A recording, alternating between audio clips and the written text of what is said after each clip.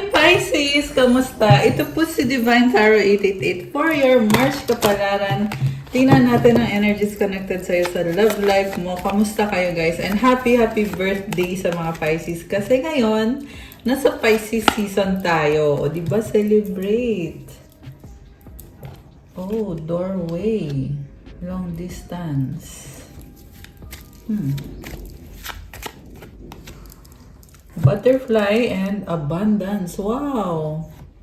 Ang lakas ng confidence mo ngayon. Ang lakas ng dating mo. Okay. So, ayan, kumusta kayo guys? Comment present mga Pisces. Again, happy birthday sa inyo. Comment nyo kung kailan ang birthday nyo. Kasi nasa Pisces season pa rin tayo ngayon. So, general reading po ito. Hindi po sa lahat magre-resonate. Pero pag nag-resonate sa'yo, comment nyo dyan. Para alam ko. So, we have celebrate today. Celebrate the love you share with those who matter most.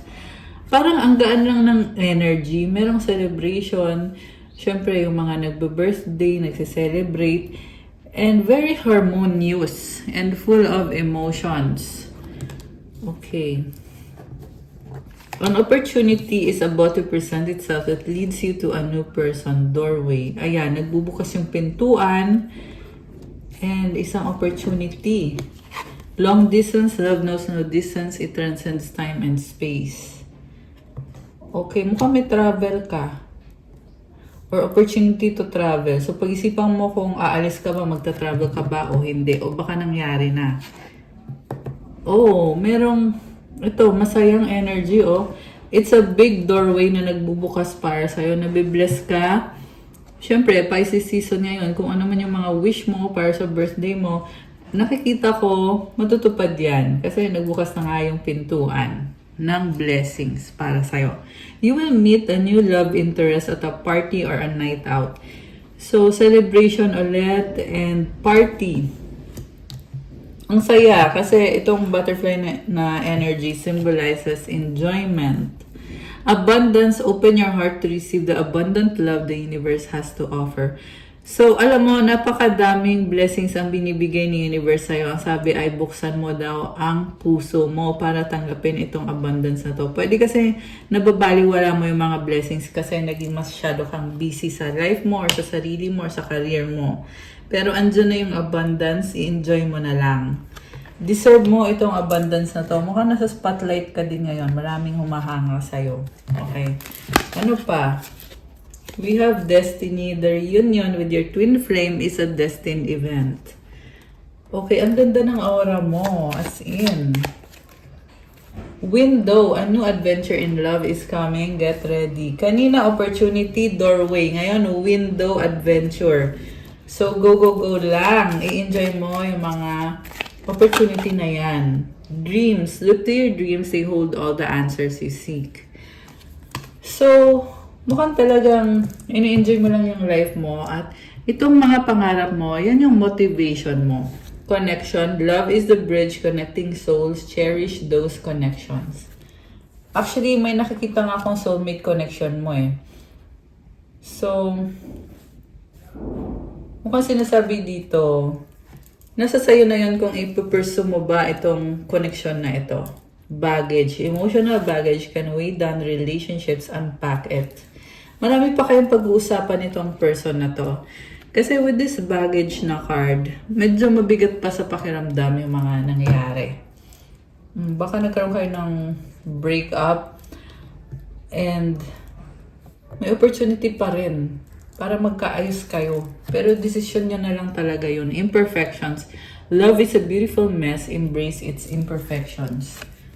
So, ganun yung pakiramdam mo ngayon. Maganda nga yung buhay, pero magulo naman. Pero, be optimistic about it. Kasi una sa lahat, ang dami mong blessings. So, tingnan pa natin. Ano pa ba ang mga love energies? Oh, ito nga oh. Nalaglag tong card na to eh. Separation. Time apart from your partner is on the horizon. Okay, one more. Okay, nalaglag. Codependency, addictions are affecting your romantic life. So, may bad habit siya. Yeah, kaya hindi nag-workout ito. Love yourself first. Your self-respect makes you more romantically attractive. piliin mo daw yung sarili mo at prioritize mo yung sarili mo. Kasi mukhang hindi healthy yung connection ninyo.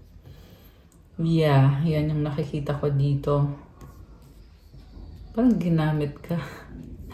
Ginamit ka lang itong person na to from your past.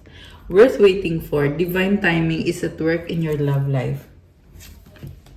So, prioritize mo muna yung sarili mo. Kasi yung love naman, dadating yan. It's going to be worth it. Hindi ka magsisisi na naghintay ka. Religious factors, your love life is influenced by your religious upbringing and spiritual path. Magkaiba kayo ng religion or magkaiba kayo ng paniniwala. So, dyan kayo, hindi nyo nauunawaan yung isa't isa kung ano bang gusto mo, gusto niya. Kasi merong differences sa paniniwala. Or sa mga spiritual na practices. Magkaiba kayo. Okay. So, tingnan natin from the tarot. Alisin ko muna to.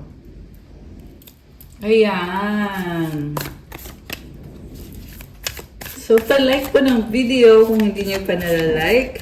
Subscribe, hit the notification bell. Gusto ko magpasalamat sa mga Pisces subscribers ko kasi ngayon nasa 155,000 subscribers na po tayo dito sa channel.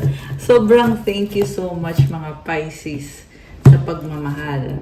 Okay. So, ito na. Hierophant. Oh. Marriage material to ah. This is a blessing. Oh, 4 of Wands. Oh, okay. Ano nangyari? Bakit hindi to nag-workout? Kasi very promising naman yung connection. Pero mukhang pinili niya yung freedom niya. Pinili niya na maging parang happy-go-lucky ba to? Or someone na nagsasaya? 3 of Cups. High Priestess, the Empress, and the 10 of Cups. Sa bottom of the deck, overall energy is the 4 of Cups. Naboboard siya. Grabe. Dahil lang sa naboard siya, kaya nagtapos yung connection nyo. Alam mo, nakikita ko dito, hindi makontento tong taong to. This is a kind of person na nasa kanya na lahat pero hindi niya na-appreciate. Sabi dito, naboboard siya eh. So, ayaw na niya. Gusto niya iba naman, ibang routine, ibang cycle. Ang selfish naman ito. Okay, teka. Prepare muna natin lahat ng cards. Nahusgahan siya. Okay? So, pwede may trauma itong person na to, nahusgahan siya. Okay? Una sa lahat, pwedeng ikinasal na kayo yung iba sa inyo. Yung iba hindi pa naman ikinasal, pero nakikita yung sarili nyo na baka kayo na ngayon magkakatuluyan. Pero mukhang nagkaka-problem itong connection na to. Kasi yung taong kadil mo ay sobrang mysterious, malihim siya. Baka ang kadil mo ay Pisces din. Or someone na masyadong tahimik eh. Hindi niya sinasabi yung mga pinaplano niya at mukhang priority niya kasi yung sarili niya. 3 of Cups. Mahilig siyang makipag-usap sa iba-ibang mga tao. Pwede nag-cause ng pagsaselos sa connection niya to. Sa recent past, 10 of Cups, naging masaya siya. Actually, nakikita ko dito, gusto niyang magkaroon ng pamilya. Pero bakit? Bakit nagka-problema pa? Diba? The Empress is here. I see someone na physically maganda or guwapo. Okay? Pwedeng ikaw yon, pwedeng siya yon. So, maraming na-attract dito sa person na to. Pwede naman kayo pareho attractive. Parehong attractive. Okay, Judgment, 6 of Swords, the Queen of Swords, and the 8 of Cups. So, ikaw, nagdesisyon ka na rin na iiwanan mo na tong taong to kasi sinaktan ka niya at pipiliin mo na ngayon sarili mo kasi pagod ka na sa kanya. Alam mo, Pisces, nade-drain ka dito sa taong to. Sana, sayang yung magandang energy mo. Sana yung nasabi ko. Yeah, I was saying na, yun nga, sayang yung magandang energy mo. Kasi tingnan mo, luhaan ka dito eh. So, tigil na yan. Which is actually, ito na nga yung nakikita kong ginagawa mo. Kaya merong pag-alis, pagtalikod, 8 of Cups. Oo, nag-invest ka, binigay mo yung best mo dito. Pero, dumating ka din sa point na kailangan mong piliin yung sarili mo. So, yung pagtalikod mo, sinasabi mo dito, wala ka nang pakialam kung kapag-invest ka na. Hindi na mahalaga sa'yo yun. Ang mahalaga kasi ngayon is yung mental health mo, yung emotions mo. Hindi ka na masaya dito, Pisces. Hindi mo na nafe-feel yung fulfillment. Taken for granted ka din ng person na to eh. So, masyado kang mataas para magstay sa isang koneksyon na hindi ka naman masaya, hindi ka fulfill, hindi binibigay sa'yo yung worth mo. Or hindi pinapakita sa'yo yung kind of relationship na deserve mo. Grabe. Pinaghirapan mo to pero dumating ka din sa point na kailangan mong piliin yung sarili mo. Pero alam mo, Pisces, ang nakikita ko kasi, meron talagang taong para sa'yo. Okay? Hindi ito yon, hindi siya yon. Magician, you are ready. Handa ka na, nasa sa'yo lahat ng kailangan mo para umusad ang buhay mo, magkaroon ng pagbabago. The Fool, Eight of Swords, and the Four of Swords. Okay, mukhang may anxiety ka tungkol sa pag-move forward mo sa buhay mo. And,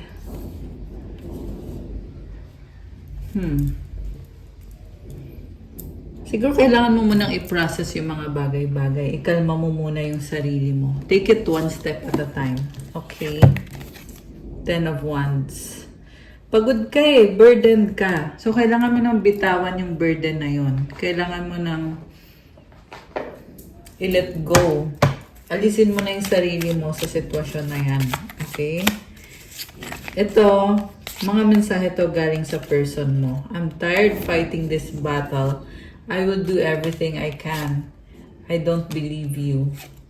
I lied and regret it. I appreciate you. I want a fresh start. Release negativity. You're all I need. Alam mo, may nakita din ako dito na gusto niyong mag-try ulit. Pero at the same time, parang nafe-feel mo na hindi naman nag-workout eh. Tsaka hindi naman para ikaw yung mag-effort dito, Pisces. Kaya pag-isipan mo muna ng mabuti, huwag magpadalos-dalos sa mga desisyon. Kasi alam mo naman sa sarili mo na hindi mo deserve yung mga ginagawa nitong taong to. Deserve mo ng totoong kind of relationship at totoong pagmamahal. Do you love me the way I love you? I wish you were mine. I dream about you at night. Time will tell. And I can't, not right now. I need some more time before I can come to you. You are the light at the end of my tunnel. Okay. Kuha tayo ng advice. Ano mga advice ang kailangan marinig ni Pisces? 30 guidance. You have the full support of the divine. The guidance you are seeking is here and your life is moving in the right direction. This is the start of a new beginning where one cycle ends, a new begins. Affirmation, I trust in the magic of new beginnings. I feel the support and guidance that is all around me. Alam mo, may ending at may bagong simula para sa'yo. At lagi kang sinusuportahan ng mga angels mo. Actually, itong bagong simula na to, nakakabuti to para sa'yo. This is very exciting. Contentment, you can learn to rest in what you already have and already are. Suddenly, you remember, I'm right here resting in God. So, ang dami-dami mong blessings. Kaya, walang dapat ipag-alala. Pisces, you are so blessed. At andyan ka kasama mo si God. Okay, I love it for you. So, kahit may mga challenges na nangyayari sa buhay mo, pero napaka-blessed mo. So, comment, claim blessings. Ayan, i-claim nyo yung magandang energy na yan. So, that's all for your March kapalaran. Please like, comment, subscribe, hit the notification bell. Let me know kung nag-resonate ba or ilang person nag-resonate yung reading. Kung kailangan nyo ng gabay, pwede kayong magpa-private reading. One-on-one session po yun through video call. Message nyo ako sa Viber or sa WhatsApp. Nasa description box po yung contact details. I-click nyo po dyan at i-message nyo ako dun sa aking Viber or sa WhatsApp. Thank you again, Pisces. I love you guys. Have a good day. God bless you all. Stay safe. And happy birthday ulit sa inyo. I'll see you again soon. Love you guys. Bye!